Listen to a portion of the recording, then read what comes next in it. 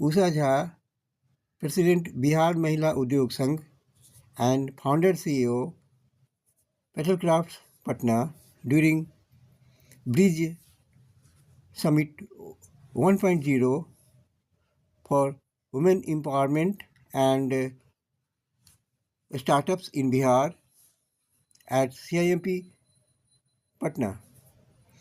Namaskar, you are watching Amrit News from Patna. Confused about the topic, a line was mentioned that a very relevant topic for the female members.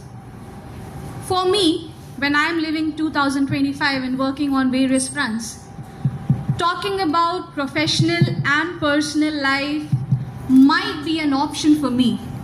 I can have an option to prioritize whether I want to give a priority to my personal life, I want to give priority to my career. I have an option. But the lady sitting with us, Ms. Usha Jha ma'am, when she started her journey around 30 years, more than 30 years back, there was no option. You don't have a choice. उनके समय में ये सोचना कि मुझे अपनी family पे ज़्यादा इम्पोर्टेंस देना है या मुझे अपना करियर बनाना है, ये ऑप्शन नहीं होता था। और उस ज़माने में उन्होंने वो किया जो शायद आज हम लोग करने से पहले 4 बार सोचते हैं, अगर किया तो क्या होगा, अगर फेल हो गए तो क्या होगा, सोसाइटी क्या बोलेगी। At that point of time, she took up the initiative to create her own business, to create her own identity. Ma'am, आपसे एक ही सवाल है जो as a student of business, as a student of finance, I might be very keen to ask, उस ज़माने में जब आपने शुरू किया था और जब ये हमारे पास ऑप्शन नहीं होता था कि हम किस तरीके से अपना करियर पाथ को चूज़ करें और उसमें प्रोसीड करें, उस ज़माने में आपको क्या क्या दिक्कतें तो मैं नहीं कहूँगी, लेकिन उस समय में ऐसी कौन सी चीज़ों का आपको ध्यान रखना पड़ा था ताकि कहीं पर किसी तरीके का कोई ये सवाल ना कर दे कि अगर बिजनेस करने जा रहे हैं तो कहीं आपकी बाकी की जिम्मेदारियां आउटकास्ट ना हो जाए और आपको उस बारे में कभी कोई क्रिटिसिज्म उस तरीके से ना आए। क्या सपोर्ट, क्या चीज़ें आपने देखी और आप आज के बच्चों को बताना चाहेंगे ताकि हम उन चीज़ों को शायद आज ध्यान में रख सकें और अप्रिशिएट करें आपने जो और हमेशा मुझसे इसी तरह के सवाल पूछे जाते हैं, क्योंकि जिस समय में हमने शुरू किया था उस समय में ये सब बातें नहीं थी, CIMP नहीं था, इंस्टीट्यूट नहीं थे, एंटरप्रेन्योर की बात नहीं होती थी, कुछ भी नहीं होता था। नौकरी में जाते थे लोग, सर्विस में जाते थे और एग्रीकल्चर, 2 ही चीज़ होता था। क्योंकि एंटरप्रेन्योर वर्ड भी हम लोग खुद मैं भी नहीं सुनी थी, लेकिन एक जो आज आपका टॉपिक है एम्बिशन एंड रिस्पॉन्सिबिलिटी, तो सबसे किसी भी एंटरप्रेन्योर के लिए, किसी के लिए एक एम्बिशन जो है वो इम्पोर्टेंट जर्नी होता है। तो मेरा भी इस तरह का एम्बिशन बहुत था, लेकिन सिर्फ एम्बिशन तो बहुत ही महत्वपूर्ण चीज़ होता ही है, लेकिन उसके साथ साथ जिम्मेवारी भी होती है। जिस समय में हमने शुरू किया था ऐसा कुछ भी नहीं, लोग पूछते हैं क्या स्ट्रगल हुआ, स्ट्रगल नहीं होता था। स्ट्रगल, हम लोग स्ट्रगल को गलत शब्द में ले लेते हैं। होता है आपका एफर्ट, जो मेहनत आप करते हैं। मेहनत कीजिएगा तो आपको परेशानी उठानी ही पड़ेगी, सुख सुविधा से दूर उठ के थोड़ा सा काम करना ही पड़ेगा।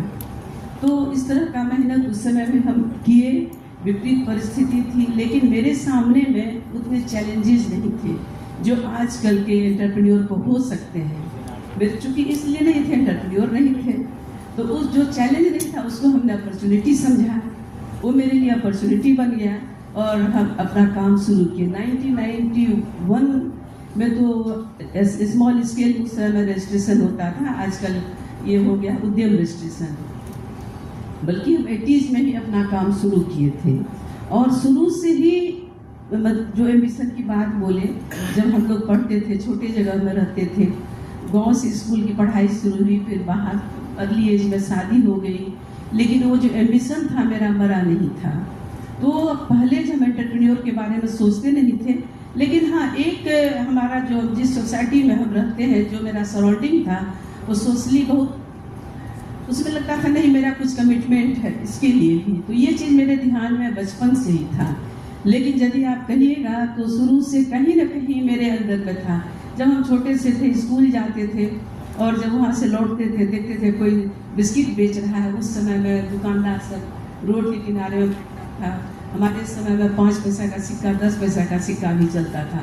बोरा बिछा के बैठता था, बिस्किट सब रखता था। हमको लगता वो बेच के पैसा अर्न कर रहा है। तो एक बार हम लोग खेल खेल में वही कॉपी किए, सच में दुकान कर लिए। फिर हमारे कजन ब्रदर थे, सीज कर लिया हम लोग को, ये क्या चीज़ है। तो कहीं न कहीं मेरे अंदर में वो थी।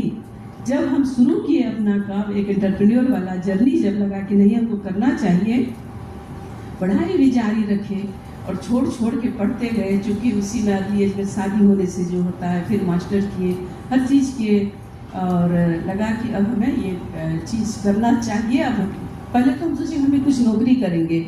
बीपीएससी का हमने कोचिंग भी किया, बीपीएससी कोचिंग किया, लेकिन फिर लगा नहीं ये मेरे बस की बात नहीं है। लगा उस समय हम क्या करते हैं जो कम से कम इंफ्रास्ट्रक्चर हम शुरू करें। तो चूंकि हम मिथिलांचल एरिया से हैं, मिथिला पेंटिंग उस समय कपड़े पर कोई नहीं करता था, करता होगा तो मेरे नॉलेज में नहीं था। पेंटिंग होता था, 1975 में भी पद्मश्री मिल चुका है और पेंटिंग के खरीदार वो पुपुल जयकर सब आती थी। इंदिरा गांधी जी का समय था उस समय में, लेकिन इससे ज़्यादा नहीं था।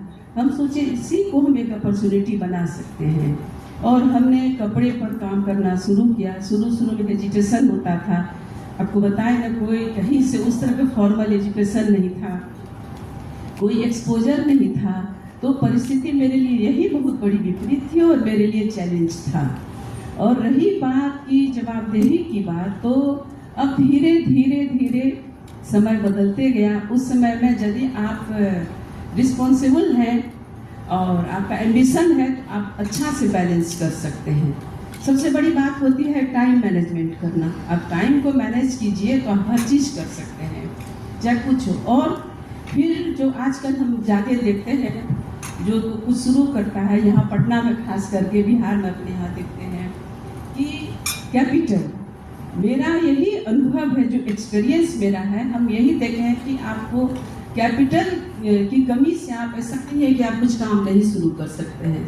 मेरे ख्याल से किसी भी काम को शुरू करने के लिए पहले आपका एम्बिशन होना चाहिए और एक फिक्स एजेंडा होना चाहिए क्या करना है, फिर टाइम मैनेजमेंट होता है, तो फिर आप एंटरप्रेन्योर बन सकती हैं।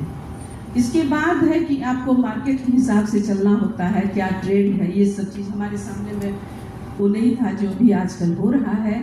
तो इन सब चीज़ों का है, आपको बैलेंस करना पड़ता है और आप तभी सक्सेस हो सकते हैं जब आप दोनों में बैलेंस करें।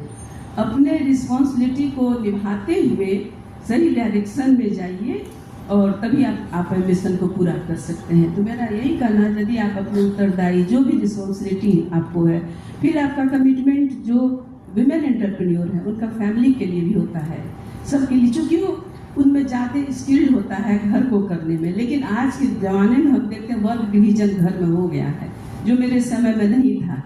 अब बच्चे को स्कूल पहुंचाना है तो जो उनके हस्बैंड है वो पहुंचाएंगे, उनका टाइम सेव होगा।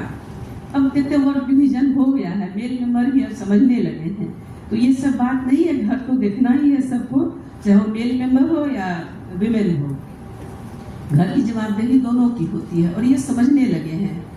लेकिन इसमें है कि आपको एक स्पेस देना पड़ता है, उस स्पेस को देके आप जवाबदेही के साथ काम कीजिए और महत्वाकांक्षा को पूरा कर सकते हैं। बहुत बड़ी बात आपने बोल दी है कि अगर एम्बिशन है तो सिर्फ एम्बिशन रखने से नहीं होगा, उसके लिए हमें काम करना बहुत ज़रूरी है। और काम करेंगे तो तकलीफ़ें आएंगी ही, दिक्कतें आएंगी ही, बट उसमें भी हमें अपना आगे बढ़ते रहना है उस चीज़ को लेके। यदि एम्बिशन है और आपका रिस्पॉन्सिबिलिटी है, एम्बिशन भूल गए, रिस्पॉन्सिबिलिटी से भी खाली नहीं होगा तो फिर आप सस्टेन नहीं कर पाइएगा। तो इसीलिए आपको दोनों में बैलेंस जरूरी होता है। बिल्कुल बिल्कुल, thank you so much ma'am. और ये इंसाइट्स शायद आज हम लोग उतना अप्रिशिएट नहीं कर पाते हैं क्योंकि हमने वो चीज़ों को कभी एक्सपीरियंस नहीं किया। समहाउ हमारे लिए एक स्टेप मैम की जनरेशन ने लिया था, जिस वजह से आज हम लोग शायद जीरो से शुरू नहीं कर रहे हैं, एक कदम आगे आकर के शुरू कर रहे हैं। हिमानी मैम, आपने एम्प्लॉयमेंट में लगभग 14